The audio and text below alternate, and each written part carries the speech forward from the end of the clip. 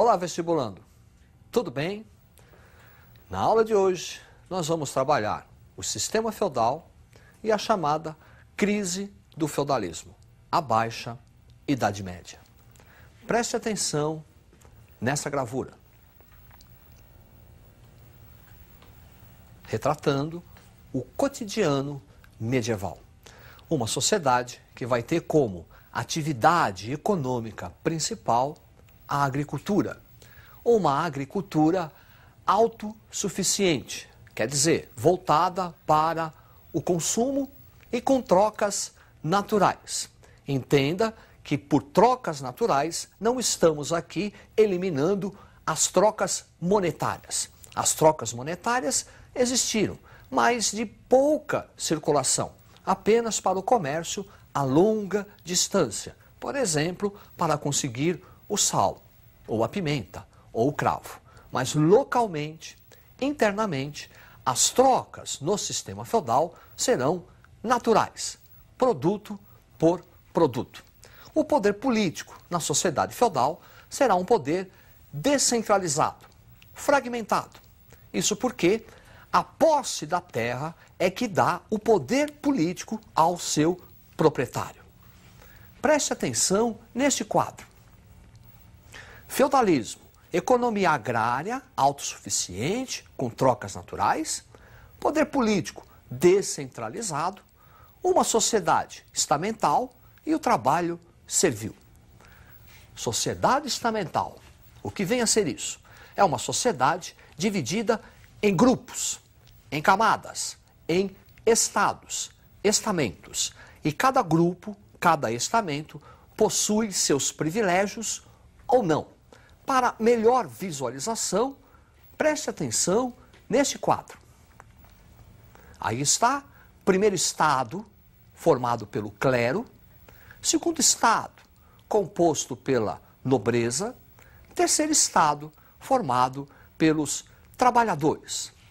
Quer dizer, o privilégio do primeiro estado era a oração, rezar. O privilégio do segundo estado, as decisões políticas e a prática da guerra.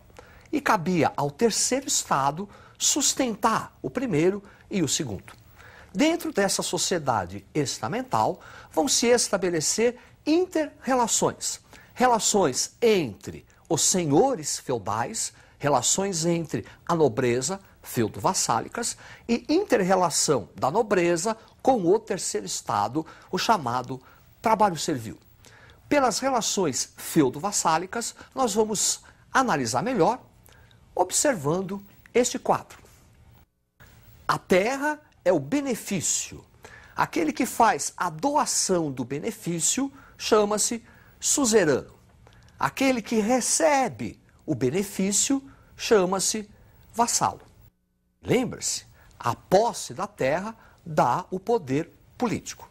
Então, em tese, o suzerano, ao conceder uma terra que antes lhe pertencia a um outro senhor, ele está perdendo poder político. Mas em troca, o vassalo, que é o recebedor do benefício, que é o recebedor da terra, em troca, ele deve prestação de serviço militar ao suzerano. Relação feudo-vassálica.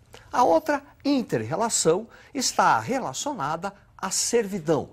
O servo é um tipo de mão de obra em meio caminho entre a escravidão e o trabalho assalariado. Ele não é assalariado, pois não recebe nada, mas também não é escravo, porque ele é juridicamente livre. Ele é dono, ele tem as suas ferramentas, ele não pode ser vendido e nem maltratado. No entanto, o servo está preso à terra e é da exploração do servo e é da exploração da produção que o servo tira da terra que o senhor feudal, que a nobreza medieval tira os seus rendimentos. As obrigações feudais principais eram 3. Preste atenção neste quadro. As obrigações feudais: corvéia, talha, banalidades. Corvéia consistia no trabalho que o servo era obrigado a realizar nas chamadas terras do senhor feudal. Alguns dias da semana, normalmente 5, todo o trabalho, toda a produção realizada pelo servo nas terras do senhor eram de exclusividade do senhor feudal. Corvéia. Talha, o servo, ele estava preso a um lote de terra cedido pelo senhor feudal. A talha é a obrigação feudal que o servo deve ao senhor dessa terra. 50%, a metade do que foi produzido pelo servo na terra cedida pelo senhor, 50% é dele, 50% ele entrega ao senhor feudal. Talha. Banalidades é pagamento que o servo faz pelo uso do forno para fazer o pão, uso do moinho para moer o trigo, uso de estradas, o famoso pedágio. Além dessas relações entre senhor feudal e servo ou entre senhores feudais, nós vamos ter um componente no sistema feudal muito importante. Preste atenção nesta gravura. Já percebeu que vamos falar agora da igreja cristã, a igreja medieval, que será a principal instituição da Idade Média, com enorme poder econômico, enorme prestígio social e enorme poder político. Haja vista que a Igreja Católica será a principal proprietária de terras da Europa medieval. E essa igreja vai se fazer presente em todos os momentos da vida de um homem da Idade Média, desde o batismo até a extrema-unção. Preste atenção neste quadro. Clero secular. Clero secular é aquela parte da igreja em contato com os fiéis, composto por alto clero, papa, bispo, abade, a cúpula dirigente. Baixo clero, que está mais em contato com os fiéis, é o padre, o vigário. E clero regular, mosteiros. Por clero regular, entenda-se aquela parte do clero que não está em contato com os fiéis. Pelo contrário, ela está isolada, resguardada em mosteiros. São as famosas ordens. A ordem beneditina, a ordem dos carmelitas, a ordem dos franciscanos. E no topo dessa hierarquia, quer seja clero regular ou clero secular, está a figura do Papa. Preste atenção neste quadro. É uma gravura que retrata um burgo, uma cidade medieval.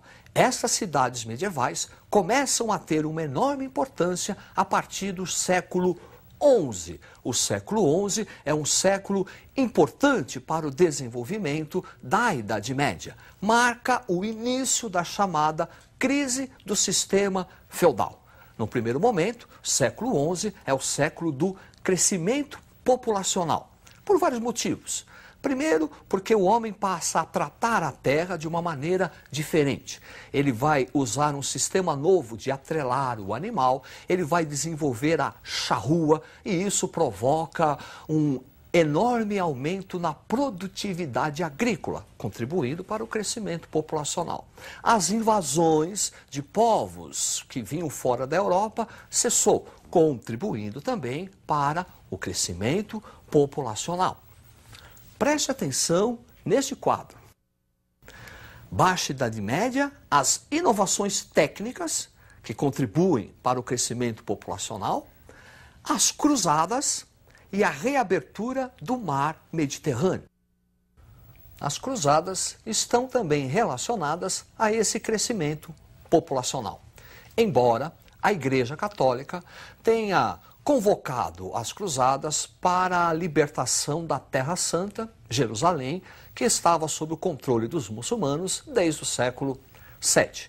Mas, na verdade, a Igreja, enquanto grupo dominante, não via com bons olhos esse elevado crescimento populacional, que por melhor que tenham sido as inovações técnicas, sempre vai haver um desequilíbrio entre a produção e a alimentação, gerando a fome. Daí, a Igreja Católica vai exportar a miséria. A primeira cruzada chamou-se Cruzada dos Mendigos. E as cruzadas vão também contribuir para a chamada reabertura do mar Mediterrâneo. incentivando assim novamente as trocas comerciais entre o Oriente e o Ocidente, caracterizando o chamado renascimento comercial.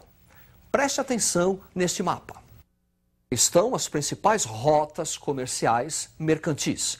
Ao norte, rota do Mar do Norte e Mar Báltico, controlada pelas cidades alemãs. Ao sul, a rota do Mar Mediterrâneo, controlada pelas cidades italianas. E uma rota terrestre fundamental que vai unir o sul da Europa, as cidades italianas, ao norte da Europa, as cidades alemãs. E nessas rotas terrestres, a principal será a rota da Champagne, onde vai se desenvolver as famosas feiras. O desenvolvimento comercial incentiva o desenvolvimento urbano, surgindo a figura do artesão, o tintureiro, o oleiro, o padeiro, que estarão reunidos em uma instituição, as famosas corporações de ofício, que eram entidades que deveriam regulamentar a produção urbana, dinamizando assim o intercâmbio comercial. O que era produzido na cidade pelo artesão seria utilizado como intercâmbio comercial, dinamizando assim as feiras, dinamizando assim o chamado renascimento comercial e urbano, desenvolvendo uma classe de mercadores muito importante que será a burguesia. Quem vive num burgo é um burguês. E essa classe, a partir do século XIII, com a dinamização das trocas mercantis, vai adquirir um grande prestígio econômico. Preste atenção neste quadro. Crise do século XIV, a famosa trilogia, Guerra dos 100 Anos, Peste Negra e a Fome. Guerra dos 100 Anos, um conflito que, na verdade, vai durar 113 anos, envolvendo França e Inglaterra. A Guerra dos 100 Anos contribui para a crise do sistema feudal ao desorganizar a produção agrícola, aumentando a fome.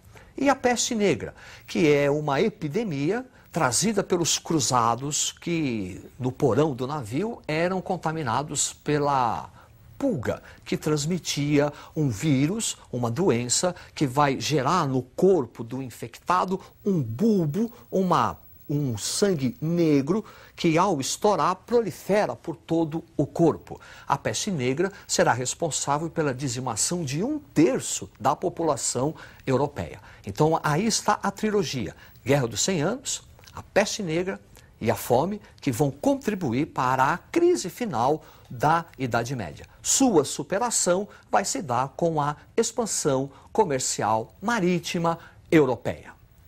Uma boa sorte, estude e até a próxima!